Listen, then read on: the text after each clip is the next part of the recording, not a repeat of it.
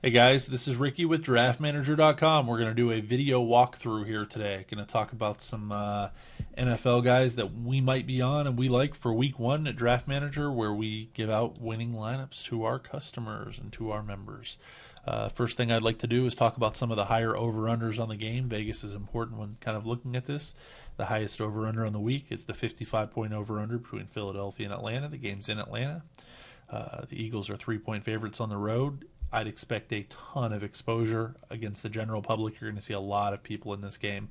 We'll talk about who some of those people might be here in a little bit. The second highest over-under is 51.5 with the Giants and Cowboys. Cowboys giving up 6 points to the Giants. And some of the other higher ones, Ravens and Broncos at 49, 48.5 for the Saints and Cardinals, and 49 for the Packers and Bears.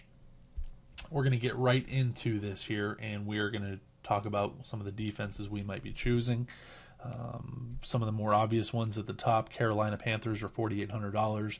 They're at Jacksonville. Obviously, you can always go against Jacksonville and nobody would say anything. There's some reasonable, interesting ones this week. I think Indianapolis has a $4,300 tag.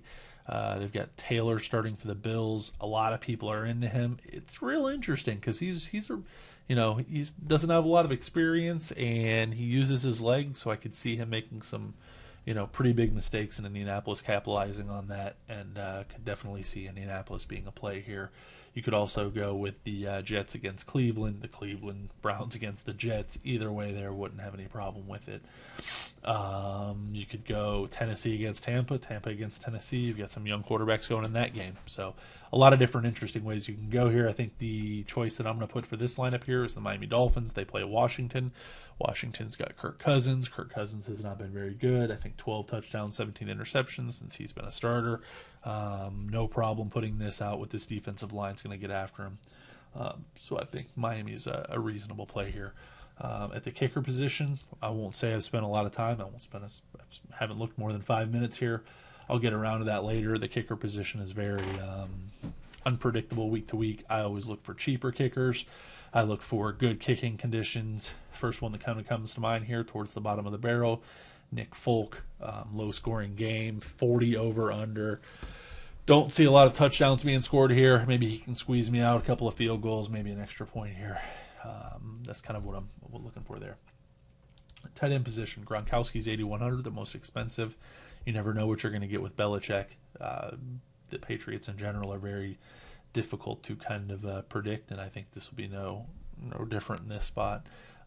Heath Miller is going to have a good matchup there. He is against New England on Thursday night. Could definitely be talked into him. Greg Olsen against Jacksonville. On paper, the matchup's not great, but Greg Olsen has a lot of things going for him, namely that Kelvin Benjamin's gone, and I think that Cam's going to rely on him pretty heavily. They don't have anyone to catch the ball there. Jason Witten's got a good matchup against the Giants. He's 5,800. But the guy I'm going to roster in this one here is another Miami player. They're against Washington. Washington still has the same linebacking crew. They have Kerrigan, Keenan Robinson, Perry Riley, Trent Murphy. None of those guys have gotten any better. They're still going to be playing. They're still going to have a hard time against the tight end. I typically like to go a little bit cheaper with my tight ends in cash games, and this is going to be the guy I'm putting into this lineup. We're going to save some money here, and we're going to come over to wide receiver now, talk about those guys. Antonio Brown is the most expensive guy. Could definitely see us putting him in the roster here. Julio Jones, another guy, $9,000 in that Philly game. They're going to rely heavily on him.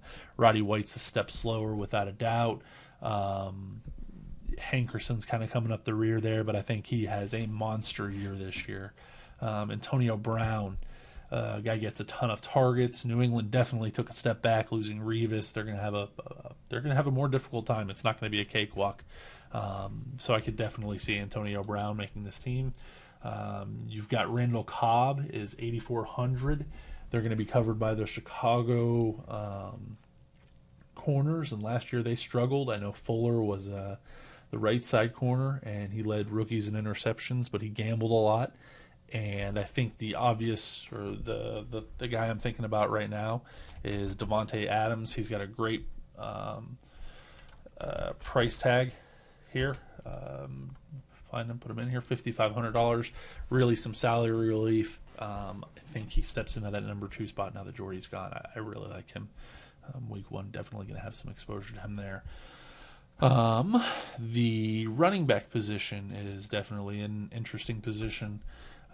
There's several guys. The most expensive guy at running back is going to be Adrian Peterson. They play San Fran. San Francisco is definitely going to be significantly worse than they were. People have retired. People have been arrested. They lost, I think, 2 of their cornerbacks. One of them to Washington. And I know Washington, I think the Miami receivers are going to be highly owned. I think you're going to see some Jarvis Landrys and some Greg Jennings and Rashard Matthews and all sorts of that. And I think that those guys are going to struggle a lot more than people think. They have got Chris Culliver as left San Fran and playing in Washington now. D'Angelo Hall is now healthy. I think that the defensive core, while it may not be good, it can't be as bad as it was, and I definitely think it takes a step in the right direction. You've got the most expensive, like I said, Adrian Peterson. I'm not playing Jamal Charles against Houston. Their defensive line should be ridiculous as much as I like Charles. They've got Vince Wilfork now. Jadeveon Clowney should be back. The high brand guy that I like here, $8,800, Matt Forte against Green Bay. I know people are expecting them to blow them out of the water, but this game's in Chicago. I think with Brandon Marshall gone now, you're going to see them rely more on Matt Forte, and I think he fits the bill for me. Green Bay was very poor against the rush last year, and specifically also very poor against defending running backs coming out of the backfield, and Matt Forte can definitely do that. Some of the other guys, Jeremy Hill, been seeing a lot of him. Don't like him. Think Giovanni comes in and immediately makes that more of like a 60-40, 50-50 thing here pretty soon. And I can't justify, even against Oakland, $8,600 tag for Jeremy Hill. I could be wrong there, but this is a cash lineup, and I'm going to pass on him. DeMarco Murray, Andre Ellington. This is my other guy. They're against New Orleans. New Orleans did nothing to improve. They were 24th weighted against the rush last year and dead last defending receivers or running backs coming out of the backfield. I think Andre Ellington's going to have a nice week this week. I like him a lot. $7,900 tag is not too bad. Let's get into the wide receiver game over here. Let's see what we're looking at. Not wide receiver, I apologize. Quarterback game. Most expensive is Aaron Rodgers. He's probably good for, $270 and a couple scores, maybe 3. $9,700. I don't see a ton of upside. I don't see a 400-yard, 3-4 touchdown game. They've got a lot of weapons there still, even without Jordy Nelson. I could see Eddie Lacy having a decent game too. Andrew Luck, not touching him against Buffalo. Peyton Manning, even though it's a high over-under, listen, I'm not ready to write him off yet, but I'm not spending $9,100 on him. Drew Brees is $8,900. Could definitely see some exposure there.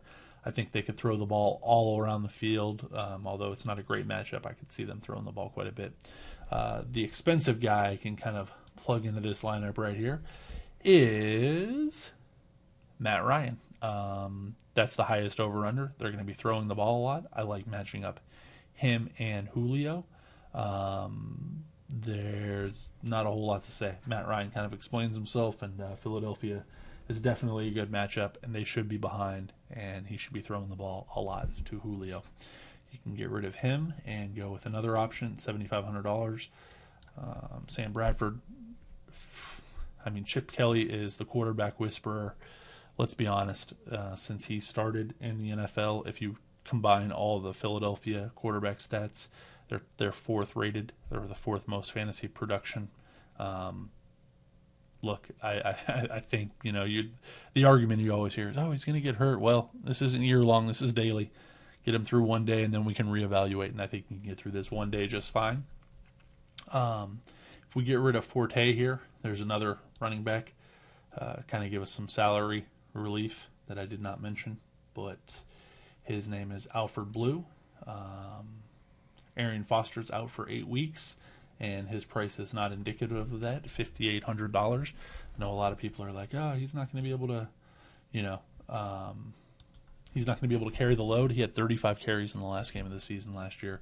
The guy's capable. He's $5,800. I'm not sure how much exposure, but I definitely think writing him off. I think he'll be highly owned too. So let's just put that in. You can put in him here, and then you can come back and stick in Antonio Brown, and this is a lineup that is going to have a positive expectation right now. I can tell you that. I don't know what the final lineup looks like for us. We've got a bunch of different options. We'll have exposure to everyone. There's a lot of cool different ways you can go. But this is just a 1 week video walkthrough. Appreciate you guys stopping by. Come and visit us at draftmanager.com, and let's have an awesome NFL season.